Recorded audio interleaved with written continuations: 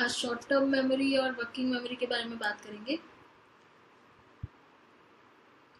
तो पहले sensory memory आती है, उसके बाद इंफॉर्मेशन वहाँ से क्रॉस होके जाती है शॉर्ट टर्म मेमोरी में। तो अगर हमारी आइकॉनिक मेमोरी और इकोइक मेमोरी ये डिसाइड करती है कि कुछ इन्फॉर्मेशन ऐसी है जो इम्पोर्टेंट है, जिसको हमें आगे ब्रेन तक भेजना ज़रूरी है अपने कॉन्शियस माइंड पे, तो वो फिर लेके जाती है उस इन्फॉर्मेशन को शॉर्ट टर्म मेमोरी की तरफ। तो नेक्स्ट स्टेज है शॉर्ट टर्म मेमोरी। और वो इन्फॉर्मेशन कैसे जाती है, जब हम उस पर अटेंशन ज़्यादा देते हैं थोड़ी सी, तो हम सेलेक्टिव अटेंशन देते हैं उसको। बहुत सारी चीज़ें हम देखते हैं, सुनते हैं, लेकिन किसी ऐसी इन्फॉर्मेशन को जब हम ज़्यादा अटेंशन या ज़्यादा ध्यान से देखते हैं, सुनते हैं, क्योंकि हमें लगता है वो इम्पोर्टेंट है, तो उसको बोलते हैं सेलेक्टिव अटेंशन।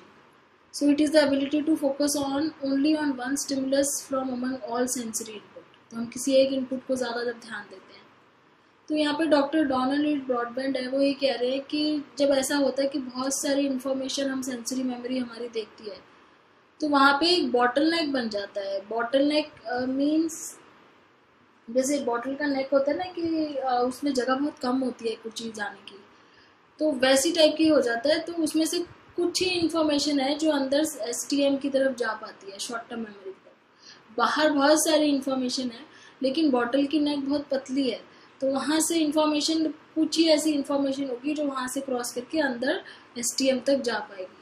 तो वहाँ पे एक बॉटल नेक सा बन जाता है सेंसरी मेमोरी और शॉर्ट टर्म मेमोरी के बीच में। तो उस बॉटल नेक में से जो इम्पोर्टेंट इन्फॉर्मेशन है वो क्रॉस करके पहुँच जाती है, बाकी सारी बाहर रह जाती है। तो ये बोलते हैं डॉक्टर डोनाल्ड डी ब्रॉडबैंड कि बॉटल नेक की तरह होता है, जगह कम होती है, स्पेस कम होती है, तो सिर्फ जो इन्फॉर्मेशन है वो ही जा पाती है।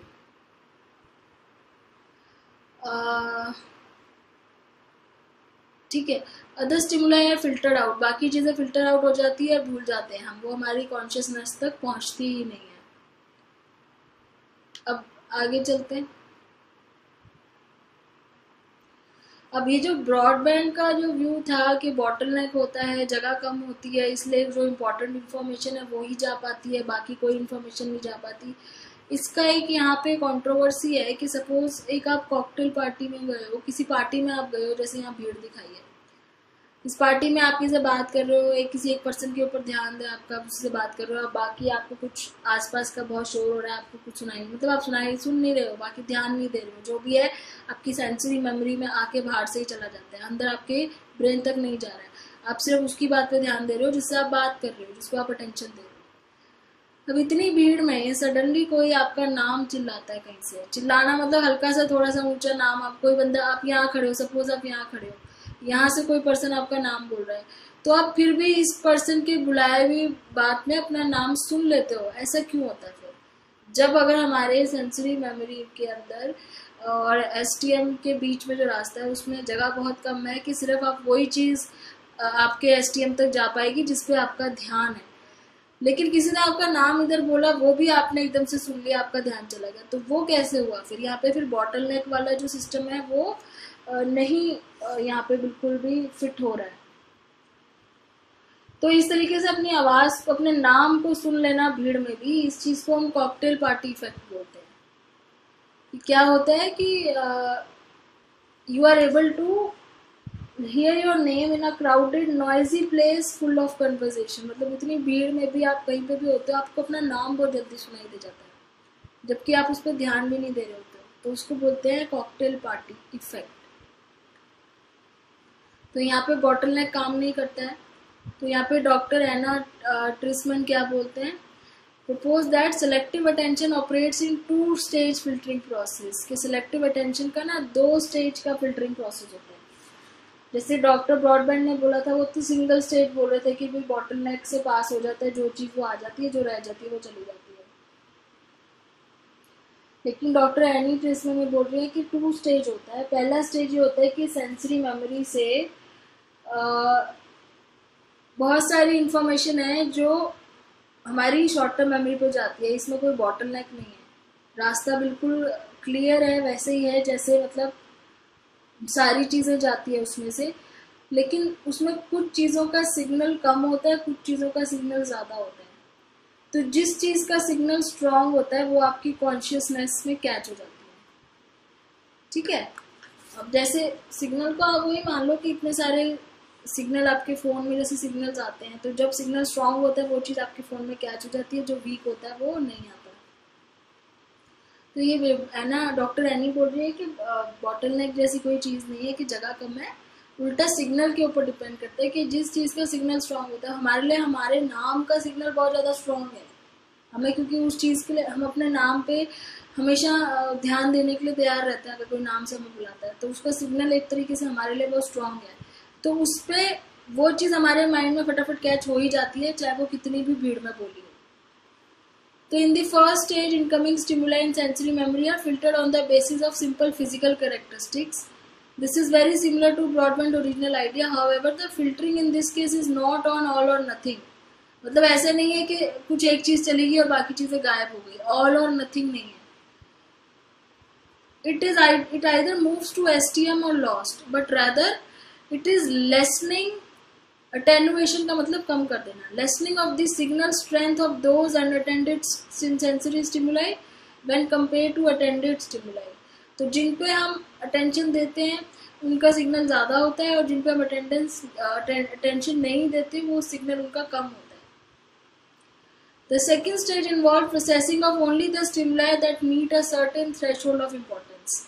अब इतनी सारी इंफॉर्मेशन आपके सेंसरी मेमोरी से, ये आपकी सेंसरी मेमोरी है, काफ़ी सारी इंफॉर्मेशन आपकी शॉर्ट टर्म मेमोरी पे इससे जा रही है, ठीक है, बहुत सारी इंफॉर्मेशन इसमें जा रही है।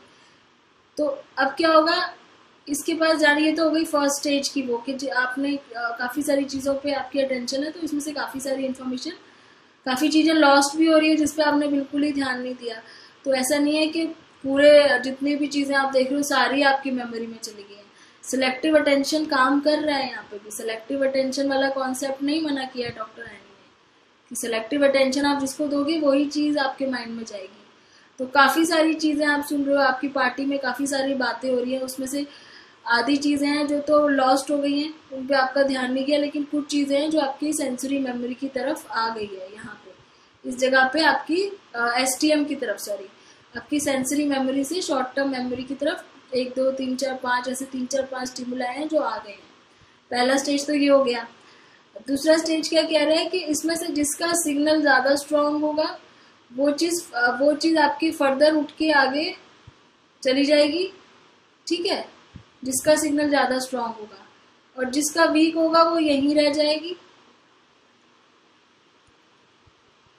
जिसका सिग्नल वीक है, जिसका सिग्नल ज़्यादा स्ट्रांग नहीं है, एक सेकेंड, ये एरो यहाँ पे नहीं उठ रहा है, चलो सपोज जैसे ये है, ये दोनों सिग्नल ज़्यादा स्ट्रांग थे। एक ये था कि जो आपसे बात कर रहा है, एक उसकी इन्फॉर्मेशन है, एक ये जो आपका जिसने नाम लिया कई भीड़ में, तो ये दोनों सिग्नल स्ट्रांग थे, ये आपकी आगे ब्रेन की तरफ चले गए, और जिसका सिग्नल वीक था वो वहीं रह गया।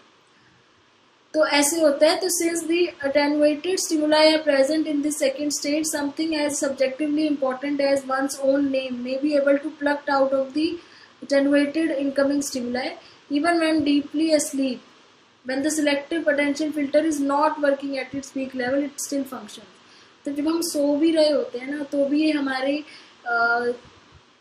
ये वाला फंक्शन काम कर रहा होता है कि जब कोई हम सो रहे होते हैं, हमारा नाम लेते हैं तो हम उठ जाते हैं उस टाइम पे, जबकि उस टाइम पे तो हम अटेंशन दे भी नहीं रहे हैं, हमारी सेलेक्टिव अटेंशन वाली चीज़ काम भी नहीं कर रही है जब हम सो रहे हैं। तो क्योंकि उसका सिग्नल का मतलब यहाँ कहने का मतलब है हमारे लिए उसकी कितनी इम्पोर्टेंस है। तो जिस चीज़ की इम्पोर्टेंस हमारे लिए बहुत ज़्यादा है, वो चीज़ हमारे कॉन्शियस माइंड तक आ ही जाती है, चाहे वो कितनी भी भीड़ में बोली हो, ठीक है। एक तो वो चीज़ होती है जिसको आप खुद अटेंशन दे रहे हो, दूसरी वो चीज़ होती है जिसको आपके लिए जिसकी इम्पोर्टेंस बहुत ज़्यादा है, जो आपके लिए इम्पोर्टेंट चीज़ है। तो वो ये बोल रही हैं, 2 स्टेजेस हैं। पहली स्टेजेस ये है कि जो आप अटेंशन दे रहे हो वो आपके माइंड में जाती है चीज़। दूसरी चीज़ ये है कि जो आपके लिए इम्पोर्टेंट हो वो, और वो जैसे कि आपका नाम है, जो सोते हुए भी आपको कोई बुलाए तो आपका ध्यान, आपकी आँख खुल जाती है, आपका माइंड जो है सुन लेता है, क्योंकि वो आपके लिए बहुत इम्पोर्टेंट है।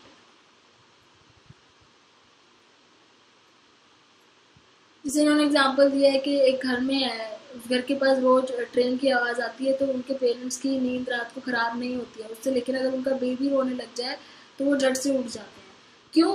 क्योंकि उस टाइम पे वो चीज़ उनके लिए बहुत इम्पोर्टेंट है। कि उनका बेबी रो रहा है तो वो उठ जाता है। ट्रेन की आवाज़ से उनकी नींद खराब नहीं होती, लेकिन बेबी की आवाज़ से हो जाती है।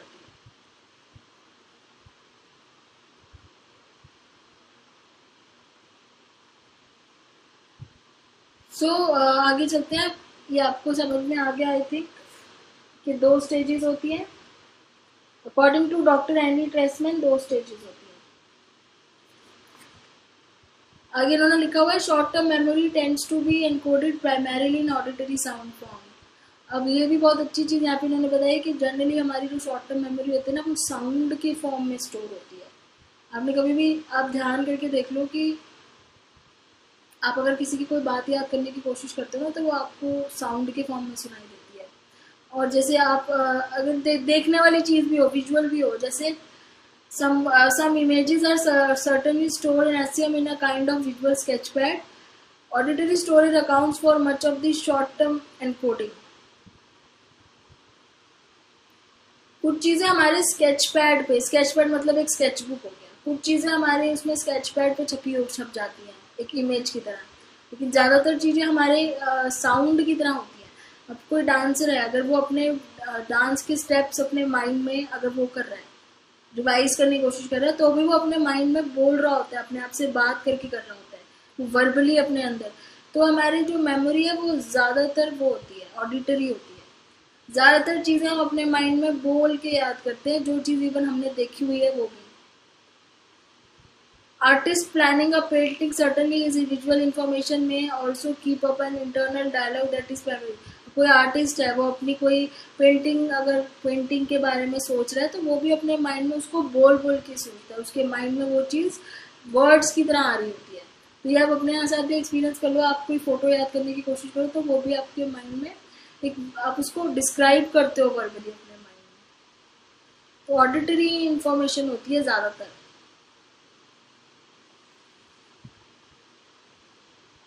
फिर आते हैं नेक्स्ट इम्पॉर्टेंट कॉन्सेप्ट पे, वर्किंग मेमोरी। ये भी बहुत इंपॉर्टेंट टॉपिक है, working memory. Some memory theorist use the term working memory as another way of referring. कुछ लोग, ज़्यादातर ये कंफ्यूजन है कि कुछ लोग शॉर्ट टर्म मेमोरी को ही वर्किंग मेमोरी बोलते हैं। दोनों अलग चीज़ें हैं। Working memory short term memory नहीं है। Short term memory working memory है, उसी का पार्ट ही है, लेकिन वो उसको कह नहीं सकते आप, उसका सब्स्टिट्यूट यूज नहीं कर सकते उसकी जगह। तो वर्किंग मेमोरी क्या है?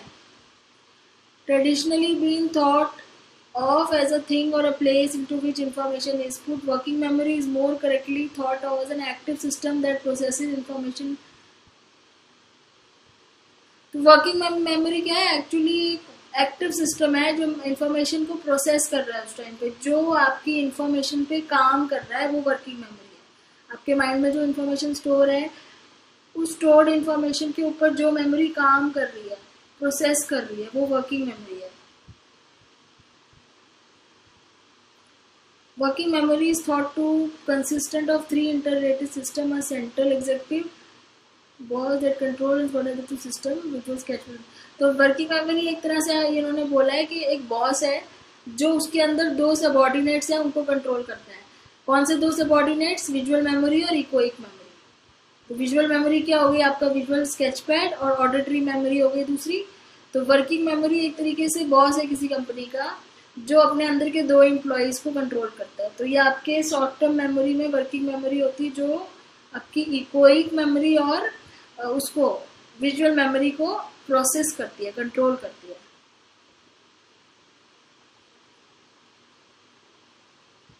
For example, when a person is reading a book, the sketchpad will contain images of the people and events of the particular passage, while the recorder plays the dialogue in the person's head. The central executive helps to interpret the information from both system and pull it out together. तो ये बोल रहे हैं कि for example आप कोई book पढ़ रहे हो, मान लो आप यही पढ़ रहे हो, ठीक है, बुक पढ़ रहे हो, इसमें क्या है कि आपकी जो स्केचपैड मेमोरी है वो आपको इसकी इमेज स्टोर करने में हेल्प कर रही है इस बुक की, और आपकी जो है ऑडिटरी मेमोरी है वो आप इस बुक के वर्ड्स को पढ़ के अपने माइंड में डाल रही है। और वर्किंग मेमोरी क्या कर रहा है? उन दोनों को जोड़ के एक साथ उसका मतलब बनाने की कोशिश कर रहा है। तो वर्किंग मेमोरी दोनों के काम को कंपाइल करके उसका मीनिंग निकालने की कोशिश करती है। तो जो आपके इंफॉर्मेशन पे काम कर रही है वो वर्किंग मेमोरी है।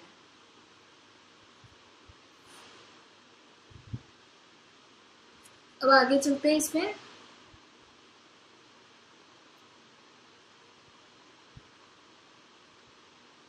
कैपेसिटी, कितनी कैपेसिटी है वर्किंग मेमोरी की, आपने शायद पहले सुना होगा, एक मिलर्स का मैजिकल नंबर होता है।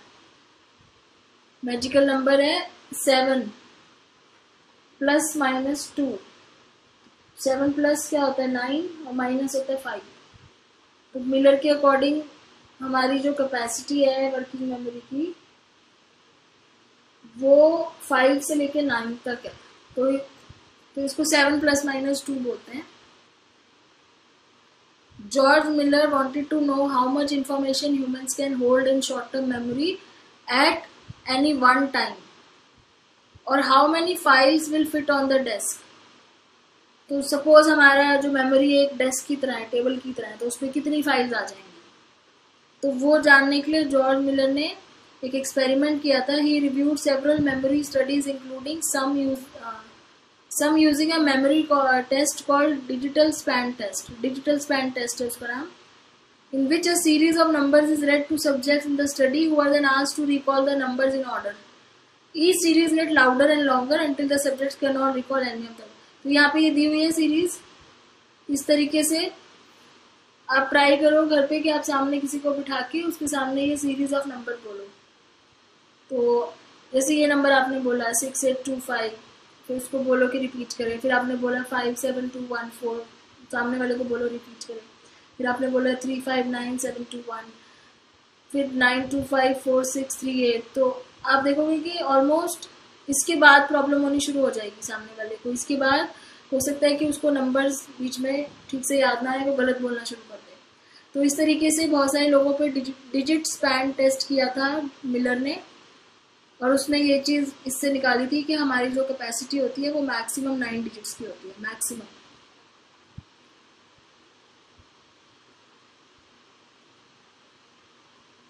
तो slip up the 7 digit span, मतलब 7 से प्लस माइनस 2 है। किसी किसी की 5 होगी, किसी किसी की 9 तक जाएगी। तो 7 एक एवरेज है, प्लस माइनस 2 होती है। This led Miller to conclude that capacity of STM is about 7 items or pieces of information plus minus 2 items। तो इसको मैजिक नंबर बोलते हैं। Miller called this the magic number plus 7 plus minus 2। तो ये exam में कई बार पूछ लेते हैं मैजिक नंबर क्या है, 7 प्लस माइनस 2 है, मतलब 5 से लेके 9 तक हम याद कर सकते हैं।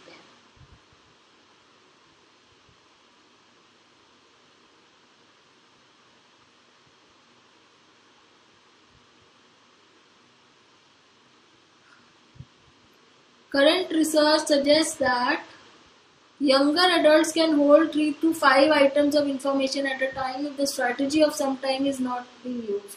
When the information is in the form of longer, similar sounding or unfamiliar, however, the capacity reduces until it is only about 4 times। तो आजकल भी रिसर्च करते हैं, तो उन पर ये पता चला है आजकल की रिसर्च से कि यंगर एडल्ट है जो वो 3 से 5 आइटम्स होल्ड कर सकते हैं, लेकिन अगर वो वर्ड्स बिल्कुल बहुत लंबे हैं और बिल्कुल ही सिमिलर नहीं है, साउंड एकदम अलग अलग करते हैं, बिल्कुल अनफेमिलियर वर्ड्स हैं जो कभी नहीं सुने, तो उसमें वो कैपेसिटी उनकी और कम हो जाती है, 4 तक चली जाती है।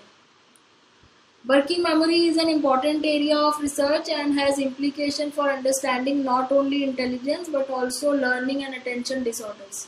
तो जितने भी हमारे लर्निंग एंड अटेंशन डिसऑर्डर्स है वो वर्किंग मेमोरी के ऊपर ही रिसर्च करके हमें उनके बारे में पता चलता है।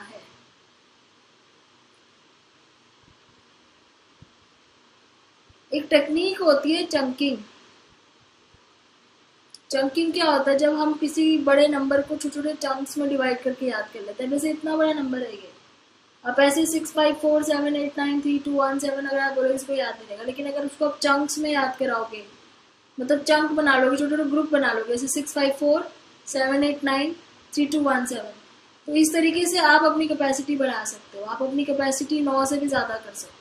तो जनरली हम 4 नंबर ऐसे याद करते हैं ना, 4-4 में या 5-5 में डिवाइड करके, तो इस प्रोसेस को चंकिंग बोलते हैं। जब हम ग्रुप में बड़ी इन्फॉर्मेशन को छोटे छोटे ग्रुप में डिवाइड कर देते हैं, जिससे हमें वो इन्फॉर्मेशन याद करने की जरूरत है। तो ये टेक्निक है अपनी शॉर्ट टर्म मेमोरी की कैपेसिटी बढ़ाने की टेक्निक है।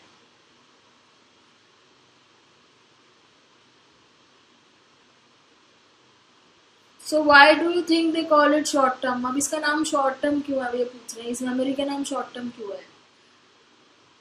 क्योंकि ये मेमोरी 12 से 30 सेकंड तक रहती है विदाउट रिहर्सल। अगर आप रिहर्स ना करो, मतलब आप कोई चीज़ रिपीट ना करो, तो ये आपके यहाँ पे ये मेमोरी आपके माइंड में 12 से 30 सेकंड तक रहेगी। उसके बाद ये धीरे धीरे आप भूलने लगते हो।